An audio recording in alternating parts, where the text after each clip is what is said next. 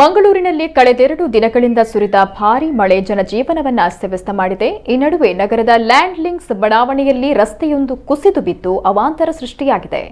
ನಿನ್ನೆ ರಾತ್ರಿ 1 ಗಂಟೆಗೆ ಈ ಘಟನೆ ನಡೆದಿದ್ದು, ಇನ್ನುಳಿದ ಭಾಗವು ಕುಸಿಯುವ ಭೀತಿಯಲ್ಲಿದೆ. ಕಾಂಕ್ರೀಟ್ ರಸ್ತೆಯ ಅಡಿಭಾಗದಲ್ಲಿ ಒಳಚರಂಡಿ ಹರಿದು ಹೋಗ್ತಿದೆ. ಆದರೆ ಗುತ್ತಿಗೆದಾರರು ಕಾಮಗಾರಿ ನಿರ್ವಹಿಸುವ ಸಂದರ್ಭ ಅಡಿಭಾಗದಲ್ಲಿರುವ ಈ ಚರಂಡಿ ವ್ಯವಸ್ಥೆಯನ್ನ ಸರಿಪಡಿಸದೆ ಕಾಂಕ್ರೀಟ್ ಹಾಕಿಕೊಂಡು ಹೋಗಿದ್ದೇ ಈ ಅವಾಂತರಕ್ಕೆ ಕಾರಣವಾಗಿದೆ ಅಂತ ಸ್ಥಳೀಯರು ಆರೋಪಿಸಿದ್ದಾರೆ. ಲ್ಯಾಂಡ್ಸ್ಲಿಂಗ್ಸ್ ಬಡಾವಣೆಯಲ್ಲಿ ಹಲವು ಮನೆಗಳಿದ್ದು ಇದೀಗ ಸೂಕ್ತ ರಸ್ತೆ ಸಂಪರ್ಕ ಇಲ್ಲದೆ ಕಂಗೆಡುವಂತಾಗಿದೆ.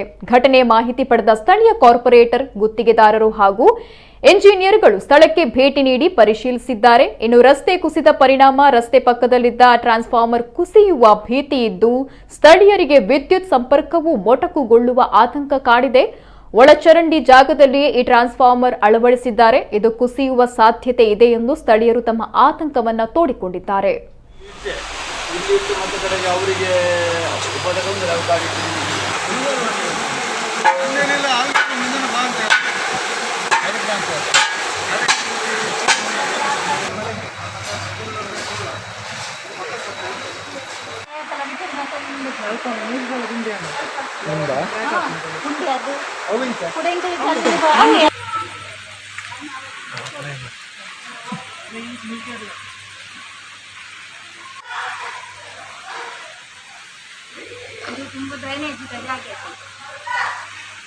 ಡ್ರೈನೇಜ್ ಕೊಡ್ಲಿಕ್ಕೆ ಟ್ರಾನ್ಸ್ಫರ್ ಮಾಡಿ ಇತ್ಯಾದಿ ಕಟ್ಟಿದೆ.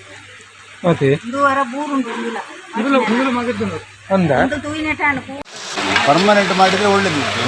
ಮತ್ತು 4 ದಿವಸದಲ್ಲೇ ಆಗೋದು ಬೇಡ, 4 ತಿಂಗಳು ಹೋಗೋದು ಬೇಡ ನಮಗೆ. ಇದು ನಿನ್ನೆ ರಾತ್ರಿ 1 ಗಂಟೆ, ನಾನು CC ಕ್ಯಾಮರಾದಲ್ಲಿ ನೋಡುವಾಗ 1 ಗಂಟೆಗೆ ಆದ್ದು. ರಾತ್ರಿ ನಮಗೆ ಗೊತ್ತಾದ್ದು ಬೆಳಿಗ್ಗೆ 5:30 ಗಂಟೆಗೆ ಗೊತ್ತಾದ್ದು ನಮಗೆ.